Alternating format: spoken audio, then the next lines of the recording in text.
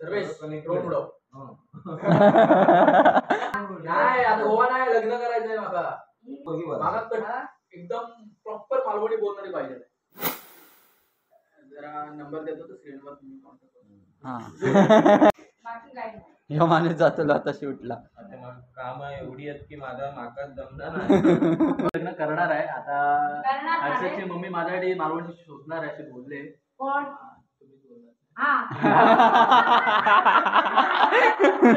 मंडळीने कसे असं आज मस्त मजेत ना तर मित्रांनो असेच मजेत राहा. आज असा 5 तारीख काल आम्ही मालवणी शो अवॉर्डला गेलेलो, मालवणी अवॉर्ड शोला, आणि रात्री 3:30 वाजता येतो. आणि आता मी जातलो एक कणकवलीहून देवगड वाया करत असं गावचा. सो आणि माझ्यासोबत सगळे म्हणजे दादा एक सर्वेश दादा आणि प्रथमेश दादा. हर्षद दादा होतो तो गेलो जॉबला गेलो. सो प्रथमेश दादाने संडेची आई आहे ओळख करून दिले. प्रथमेश दादा हाय, गुड मॉर्निंग. झाली की नाही झोप?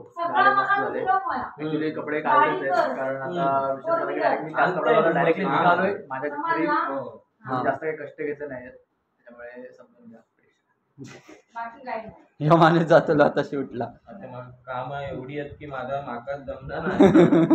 कोणी जसं लोकांच्या आज इकडे उद्या तिकडे अपॉइंटमेंट बुक असतं त्यामुळे चालू आहे देवाच्या कृपेने. हो, स्वामींची कृपा, ईश्वराची कृपा आपल्या. हो. ही मेन माणूस काकी. हो येऊ मुंबई केव्हा तू? जाऊया. हो चल. कधी जाऊया? खरंच बरं मस्त.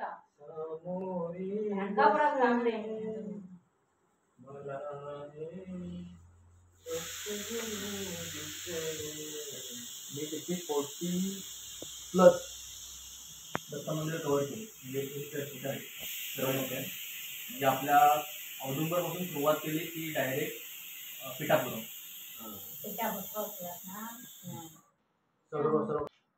जगन्नाथ तिकडं नाही.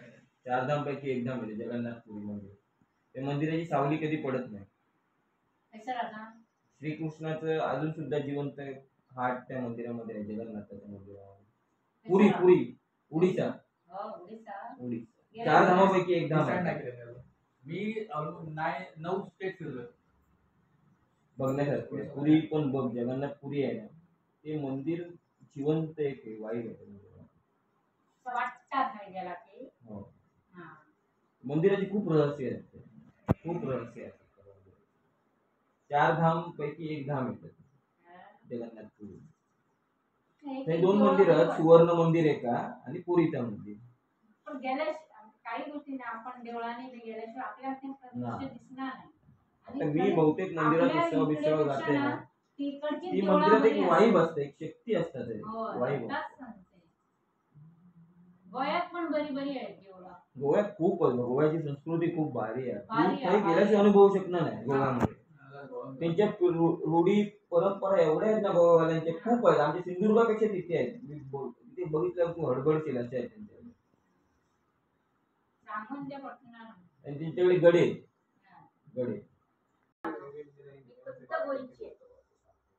पण असं बोलली भाषा ना तर लोकांना समजतं की खरीच गोयची आहे. भाषा तेवढी मला इकडची येत नाही, पण तरी मी ट्राय करते, बोलते मी इकडची भाषा या बाजूची मालवणी पण बरे बोलतात. मालवणी पण बरे बोलतात भाषा. कुडाळ साईडची. अरे पहिल्या काल इले म्हटलं एक कुडा प्रॉपर कुडाळ्यात राहिलं, एकदम कुडाळची टोन बिन परफेक्ट. काय गेलास बोला, कुठे गेला तुम्ही? आता बोलता मध्ये सगळी जण घरा आपापल्या वरता बिंदास करा असं म्हणजे हा व्हायताच समजला, व्हायताच समजला. हो, वर्षा उसगावकरनं टीव्हीचं ते हे केलेलं ना तिथे ऐका बरं वाटत होता ऍक्सेंट. हो, लता मंगेशकर पण आमची गोव्याची आहे. मंगेशी देवलीचा उषा मंगेशकर, लता मंगेशकर, अशोक सराफ हा मंगेशीचा आहे. त्याचं लग्न झालं गोव्याला मंगेशी. निवेदिता जोशी गोव्याची. म्हणजे आपले सिंधुदुर्ग आणि गोवा त्यांचे रिलेटिव्ह आहेत. म्हणजे इकडे सगळी देवाणघेवाण होती. सिंधुदुर्गची रिलेटिव्ह बघायला लागणार नाही तू डायरेक्ट मालवण. सर्वेश ड्रोन उडव.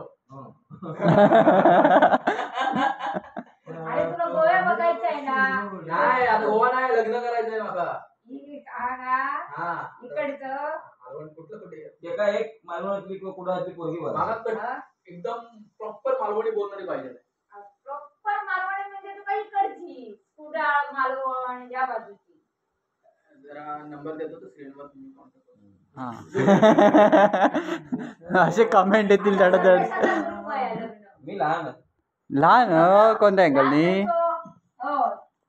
आता म्हणजे आता पुढच्या वर्षी मी अक्षराचा करतात. 31 ना? ड्रोन उडूक कोणा मग सर्वे जाताचा लग्नात ड्रोन उडूक कोणा विचारक सगळ्या हँडल स्वतःच करूक लागतला. Bye bye. मालवण मी कणकवली पाया देवगड. हर्षद आमचं बेकूच म्हणतात शेवटी एकच क्वालिटी रे. हर्षद आणि जेव्हा दादा ह्या वर्षी लग्नात बोलव. यावर्षी आता मी लग्न करणार आहे. आता करणार आहे. हर्षदची मम्मी माझ्यासाठी मालवणी शोधणार आहे असे बोलले. कोण? तुम्ही बोलणार. ऑफिशियल अनाउन्समेंट केलं ना त्याने. मला खरंच ऍक्च्युली खूप मोठं असं ड्रीम आहे. म्हणजे मला खूप आधीच वाटतं की कोकणात मला मालवणी म्हणजे प्रचंड आवडतं आणि मला मालवण साईडचीच कोणतरी करायचं माझं एक स्वप्न होतं. आणि म्हणजे हय हक्कान रवा घेऊ का आणि आमका येऊ भेटत गावाकडच खूप असं अट्रॅक्शन आहे मालवणचं ऍक्च्युली सगळ्याच बाबतीत. सो हे पण एक गोष्ट पूर्ण झाली तर खूप बरं होईल. सो 2 वर्ष तरी आहेत. 2 वर्ष अजून वेळ आहे.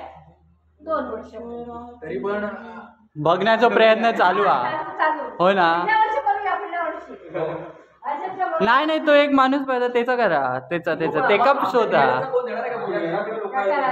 वा वा काय बघ सांगता मग कर लवकर.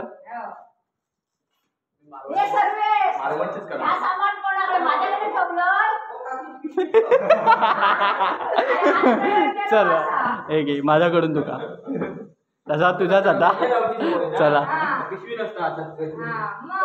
चला आकी बाय बाय भेटाया. हो हो चल बाय दादा. आपला आला 2 दिवस राहिला हे महत्वाची गोष्ट आहे. असं ये जरा आत्ताच्या माणसाकडे येत राहा. ऑलवेज वेलकम कुडाळमध्ये तुझं कोण नसेल. चल दादा बाय बाय. चल दादा बाय. हो बाय. सर्वे दादा बाय. हो हो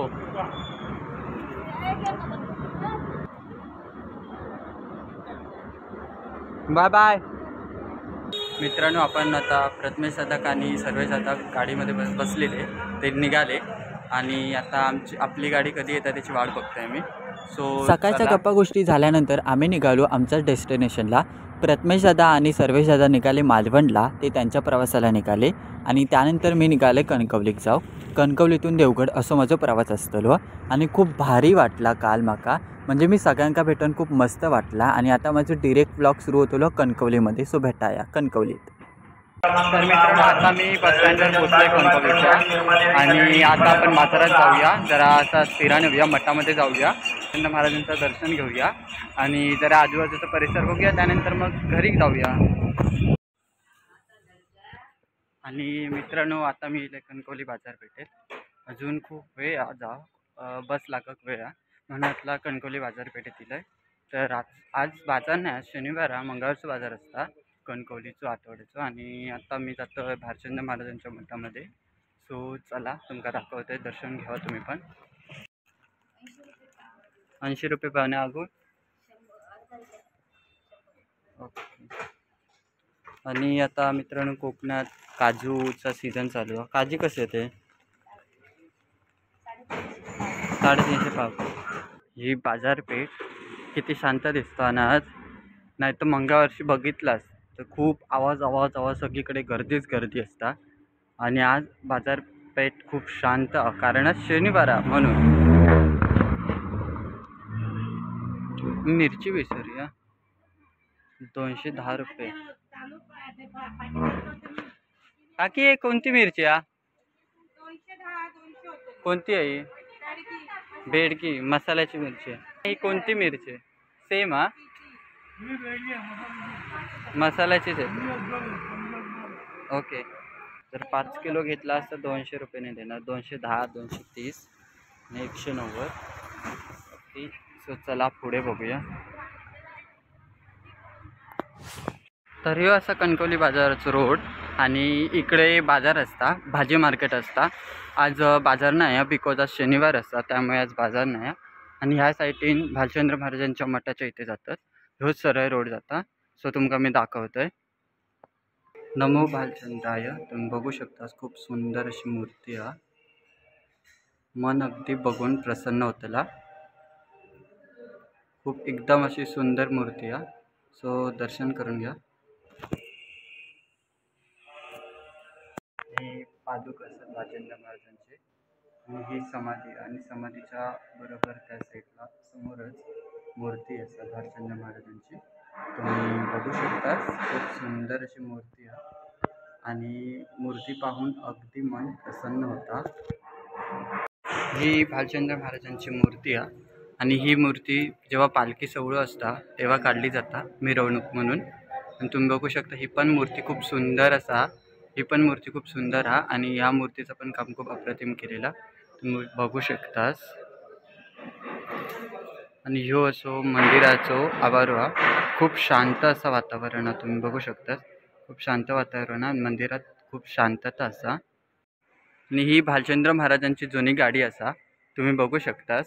आणि ही गाडी कशा पद्धतीची आहे तुम्ही बघा, एकदम जुनी आहे. आणि ही जेव्हा भालचंद्र महाराज होते ना तेव्हा त्यांना ह्या गाडीमधून फिरवला जायचा.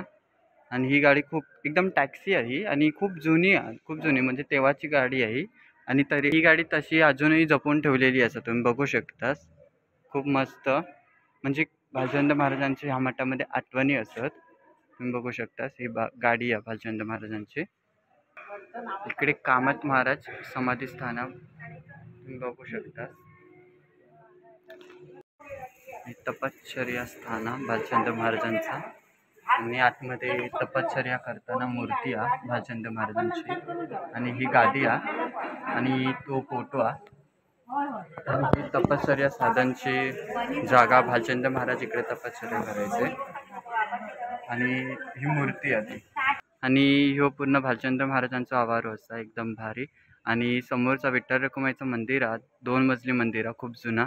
हे वटवृक्ष आणि इकडे कार्यक्रम वगैरे असतात तेव्हा ह्यो स्टेज यूज केलं जाता. व्यासपीठ म्हणतात ते का मराठी भाषेत. आणि ह्या साईडला बरोबर तुमका दाखवतोय इथे जेव्हा गुरुवार असतात तेव्हा महाप्रसाद दिला जाता आणि इथे सगळेजण जेवतात. तुम्ही बघू शकता अन्न हे पूर्ण ब्रह्म, बाबांचा प्रसाद, वाया घालू नका असं लिहिलेली एक पाटी बघू शकता. आणि ह्यो मंदिराचं सुंदर असं मोठो आवारो असा. खूप शांतता अनुभव भेटता. बहुतेक जण विश्रांतीसाठी येऊन ह्या मठामध्ये बसतात. तर मित्रांनो आपण भालचंद्र महाराजांच्या मठाचं दर्शन वगैरे घेतलं, मठात जाऊन येलो. खूप मन अगदी प्रसन्न झाला. आणि आता आपण जातो बस डेपोमध्ये आणि तिकडून मग जाऊ आपण देवगडला घराकडे. ह्यो असा कणकवलीचो लूक कणकवली बस स्टँडचो. खूप दिवसांनी मी कणकवली बस स्टँडवर येलं. सो भारी वाटतं. आणि गावात गेलं की माझं कणकवली स्टेशन म्हणजे माझा जीव की प्राण आहे. सो मला खूप भारी वाटतं. आणि हा कणकवलीचा बस स्टॉप आहे. सो चला मित्रांनो, आता माझा परतीचा प्रवास सुरू झालेलो असा घरी जाऊचो लालपरीन. आणि कोकणातल्या लालपरीन मी आता प्रवास करतोय. सो मित्रांनो भेटूया एका नवीन इंटरेस्टिंग व्हिडिओमध्ये. तोपर्यंत काळजी घ्या. आणि हो, आपल्या फॅमिलीचे स्वीट मेंबर बनण्यासाठी आपल्या चॅनलला नक्की सबस्क्राईब करा म्हणजे तुम्हाला आपल्या चॅनलचे लेटेस्ट व्हिडिओ भेटतील. आणि त्याचसोबतच असेच गावचे व्हिडिओ तुम्ही एन्जॉय करत असाल तर कमेंट करून नक्की सांगा आजचा व्हिडिओ कसा वाटला. भेटूया एका नवीन इंटरेस्टिंग व्हिडिओमध्ये. तोपर्यंत काळजी घ्या.